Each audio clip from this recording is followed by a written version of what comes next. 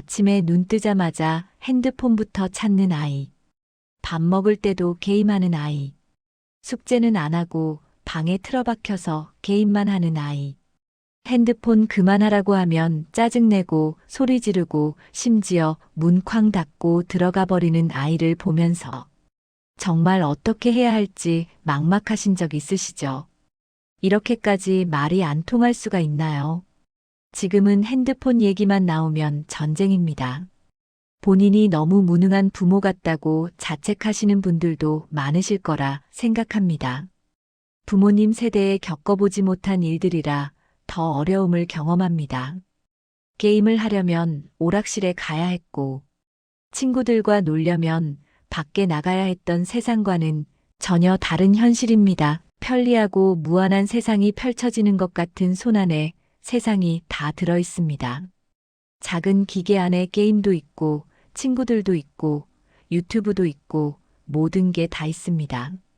우리는 이런 환경에서 아이를 키워본 적이 없는 첫 세대로 어려운 게 당연합니다. 게임 문제로 스트레스 받다 보면 부모도 지칩니다. 화도 나고 좌절감도 들고 때로는 우울해지기도 합니다. 그럴 때 자신을 너무 자책하지 마십시오. 힘든 게 당연합니다. 완벽한 부모는 없습니다. 우리 아이들이 왜 이렇게 스마트폰과 게임에 빠져 있는지 이해해야 합니다. 이걸 이해하지 못하면 아무리 좋은 방법을 써도 소용이 없습니다. 오늘은 자녀들의 스마트폰으로 인한 어려움이 부모 자녀의 관계마저 깨어지게 만드는 현실을 함께 알아가 보려고 합니다. 청소년기 뇌는 엄청난 변화를 겪고 있습니다. 특히 감정을 조절하고 충동을 억제하는 전두엽이라는 부분이 아직 완성되지 않았습니다. 그래서 아이들은 어른보다 충동 조절이 어렵습니다. 당장 눈앞의 즐거움을 참기가 힘든 겁니다. 게임이 주는 즉각적인 재미와 보상을 거부하기가 정말 어려운 시기입니다. 그리고 청소년기는 친구 관계가 정말 중요한 시기입니다. 아이들에게 친구는 세상의 전부입니다. 그런데 요즘 아이들의 친구 관계는 대부분 온라인에서 이루어집니다. 카톡으로 대화하고 게임으로 함께 놀고 유튜브 보면서 공감대를 형성합니다. 그래서 아이 입장에서는 스마트폰을 빼앗긴다는 건 친구들과의 관계가 끊긴다는 의미입니다. 친구들이 어제 게임에서 있었던 일을 얘기하는데 나만 모르는 겁니다. 친구들이 유튜브 영상 보고 웃는데 나만 못 본 겁니다. 아이 입장에서는 정말 소외감을 느끼는 거죠. 또 하나 중요한 건 성취감입니다. 학교에서 우리 아이들은 어떤가요? 공부는 어렵고 선생님한테 혼나고 친구들과 비교당하고 매일매일 좌절감을 느낍니다. 그런데 게임 속에서는 다릅니다. 노력하면 레벨이 올라갑니다. 미션을 클리어하면 보상이 옵니다. 친구들이 나를 인정해줍니다. 현실에서 느끼지 못하는 성취감과 존재감을 게임에서 느끼는 겁니다. 그리고 솔직히 말하면 요즘 아이들은 스트레스가 정말 많습니다. 밤 늦은 시간 학원에서 돌아옵니다. 주말에도 학원 가야 하고 쉴 시간이 없습니다. 그 스트레스를 어떻게 풀까요? 운동장에서 뛰어놀 시간도 없고 친구들 만날 시간도 없습니다. 그러니까 유일한 휴식이 스마트폰이 되는 겁니다. 아이들이 게임하고 핸드폰 하는 건 그들만의 이유가 있는 겁니다. 어제까지는 마음대로 하게 놔뒀다가 오늘 갑자기 화가 나서 핸드폰 압수합니다. 그러면 아이는 어떻게 느낄까요? 부당하고 일관성이 없다고 느낍니다. 어제는 괜찮았는데 왜 오늘은 안 되고 엄마 아빠 기분 따라 규칙이 바뀐다고 생각하게 됩니다. 엄마 아빠가 뭐라고 하는지 더 이상 안 들으려고 합니다. 화가 나서 소리 지르고 핸드폰 집어던지고 문 쾅쾅 닫고 아이도 똑같이 반응합니다. 감정은 전염됩니다. 부모가 감정적이면 아이도 감정적으로 변합니다. 그럼 대화는 불가능해지고 서로 상처만 주고받게 됩니다. 넌 절대 스스로 못할 거야. 내가 뭘 알아. 이런 식으로 아이를 불신하면 아이는 정말로 스스로 할 수 있는 능력을 잃어버립니다. 자기 효능감이 떨어지는 거죠. 그럼 왜 이런 실수들이 역효과를 낼까요? 무조건적인 금지와 통제는 왜 안 되는 걸까요? 청소년기 아이들은 자율성에 대한 욕구가 강합니다. 내가 선택하고 싶고 내가 결정하고 싶습니다. 그런데 부모가 일방적으로 금지하면 아이는 자기 자율성이 침해당했다고 느낍니다. 그래서 오히려 더 하고 싶어집니다. 숨어서라도 하게 됩니다. 그리고 금지는 근본적인 해결책이 아닙니다. 평생 아이 옆에서 감시할 수는 없습니다. 결국 아이가 스스로 조절할 수 있는 능력을 키워줘야 하는데 무조건 금지하면 그 능력이 자라지 않습니다. 잔소리도 처음엔 듣다가도 계속 들으면 무감각해집니다. 오히려 스트레스만 받고 관계만 나빠집니다. 가장 중요한 건 부모가 먼저 태도를 바꿔야 한다는 겁니다. 많은 부모님들이 아이가 바뀌기를 기다립니다. 아이 입장에서는 자기가 잘못하고 있다고 생각하지 않기 때문에 바뀌기는 어렵습니다. 그래서 부모가 먼저 변화해야 합니다. 부모가 바뀌면 아이도 조금씩 바뀌기 시작합니다. 없애야 하는 게 아닌 어떻게 하면 아이가 건강하게 사용할 수 있을까? 어떻게 하면 균형을 찾을 수 있을까? 완전히 없애는 게 목표가 아니라 건강한 사용이 목표입니다. 스마트폰으로 인해 악화된 대화는 지금까지는 어땠나요? 너 왜 이래? 그만해 하지 마. 명령하고 지시했다면 질문으로 바꿔보는 건 어떨까요? 엄마가 궁금한 게 있는데 그 게임이 뭐가 그렇게 재미있어? 좀 설명해 줄래? 이렇게 물어보면 아이는 방어할 필요가 없습니다. 자기가 좋아하는 걸 설명할 수 있어서 신납니다. 아이가 게임하고 있을 때 그때는 아이 귀에 아무것도 안 들립니다. 편안한 분위기에서 대화를 시작한다면 분명 달라질 겁니다. 화가 나는 건 당연하지만 화난 상태에서는 대화하지 마십시오. 아이가 말할 때 끼어들지 않고 기다려주는 것. 경청이 중요합니다. 아무리 말이 안 되는 것 같아도 일단 다 들어준 후 들었던 말을 요약해서 되돌려준다면 어떻게 될까요? 내가 게임할 때 친구들이랑 함께 하는 게 좋고 스트레스 풀 방법이 게임밖에 없다고 느끼는 거구나. 이렇게 말해주면 아이는 자기 말을 들어줬다고 느낍니다. 엄마도 내 나이 때 친구들이랑 노는 게 제일 중요했어. 게임이 재미있는 건 당연해. 아이는 방어벽을 내립니다. 그런 다음 부모 마음도 솔직하게 전달하십시오. 비난하지 말고 너 때문에 엄마가 화난다가 아닌 엄마는 내가 밤늦게까지 게임하면 건강이 걱정되고 공부할 시간이 부족할까봐 불안하다고 말해주는 겁니다.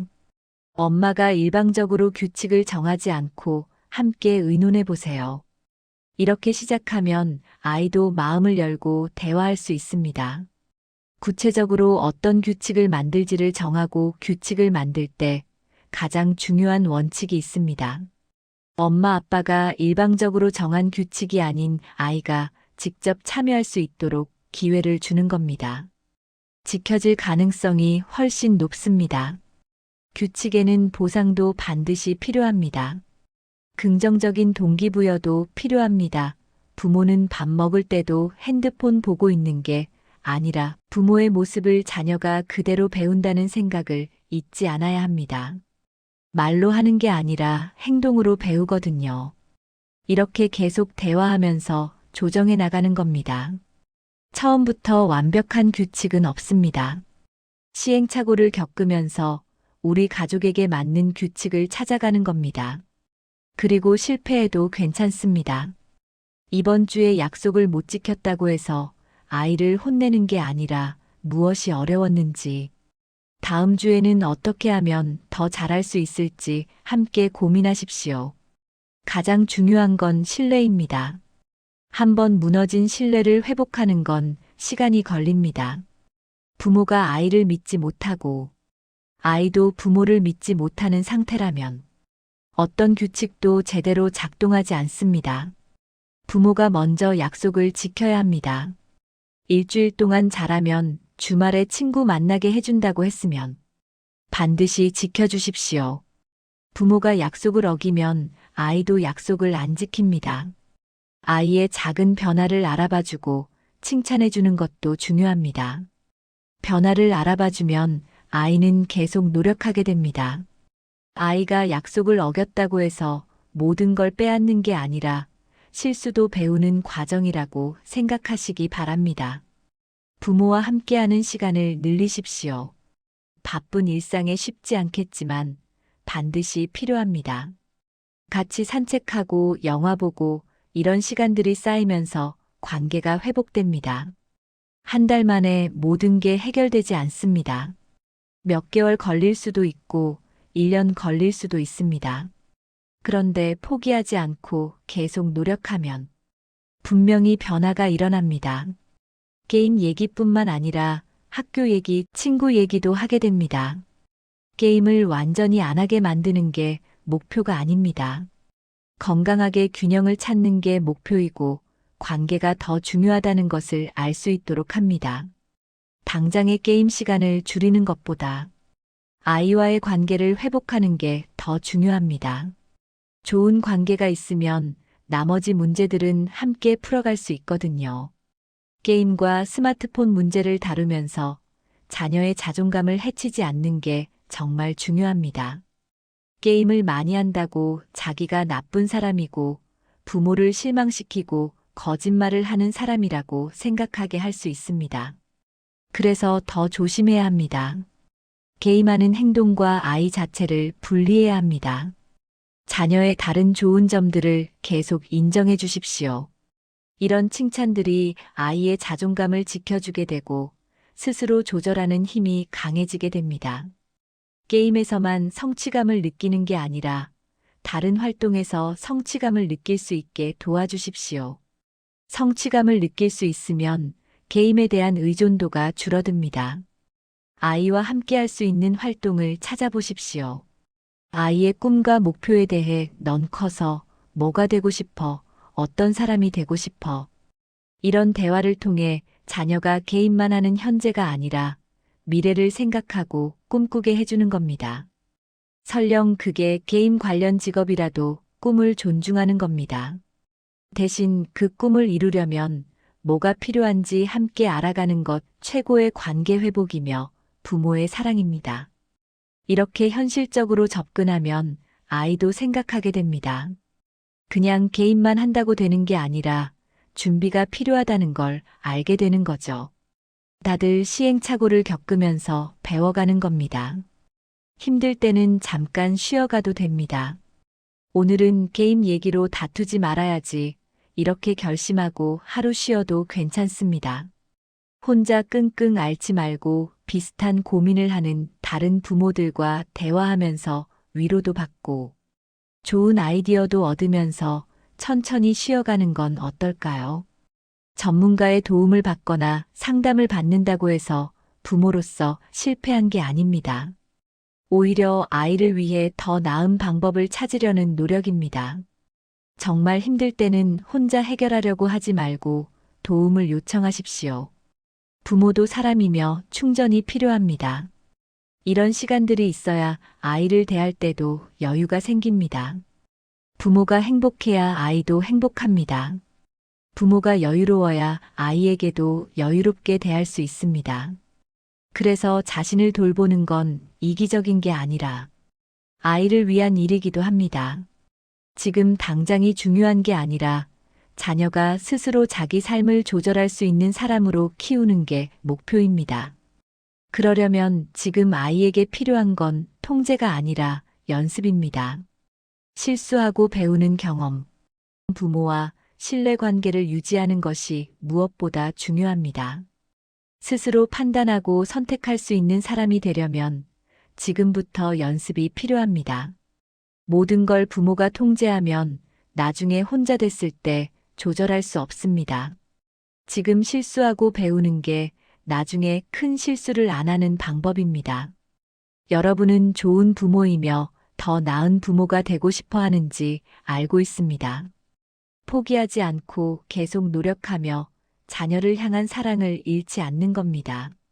변화는 천천히 일어납니다. 하루아침에 모든 게 해결되지 않습니다. 지금 이 순간에도 자녀는 부모의 사랑을 받으며 자라고 있습니다. 그때 참 힘들었지만 우리 잘 이겨냈다고 생각하는 시간들이 분명히 올 겁니다. 그날을 믿고 오늘도 나아가시길 진심으로 응원합니다. 마음을 덮는 이불 채널입니다. 청소년 자녀를 둔 부모님들의 노력과 사랑을 알고 있습니다.